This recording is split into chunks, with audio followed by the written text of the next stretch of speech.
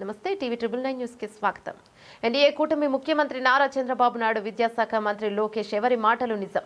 NDA కూటమి విద్యాశాఖ మంత్రి నారా లోకేష్ చట్టసభలో మాట్లాడుతూ రూపాయికి ఎకరం భూమి ఇచ్చినట్లు నిరూపిస్తే ఈ రాజకీయాల నుండి నేను విశ్రమిస్తాను అన్న మాటను నిజం కాదని తన తండ్రి ఎన్డీఏ కూటమి ముఖ్యమంత్రి నారా చంద్రబాబు నాయుడు అసెంబ్లీ సమావేశంలో తాను ఇచ్చినట్టు తన నోటితో తాను చెప్తున్న మాటలు విశాఖలో రూపాయికి ఎకరా లీడింగ్ కంపెనీలకు ఇవ్వడం గేమ్ చేంజర్ గా తయారైంది. మొన్నటిదాకా తెలుగుదేశం వాళ్ళు రూపాయికి ఇవ్వలేదు అని మాట్లాడారు. ఇప్పుడు వాళ్ళ ముఖ చిత్రాలు ఏంటో ఎన్డీఏ కూటమి ముఖ్యమంత్రి చంద్రబాబు నుంచి మీరు చాలా మంది నేను నిన్న కూడా చెప్పాను, ఓసారి మంచి పనిని 10 సార్లు చెప్పుకోవాలి.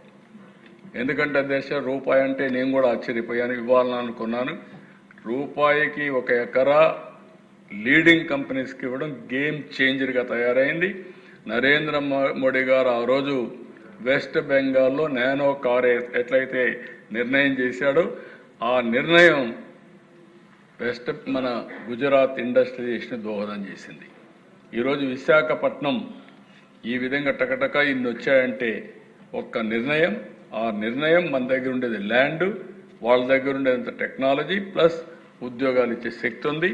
ఇమ్మీడియట్గా వచ్చే పరిస్థితికి వచ్చారు.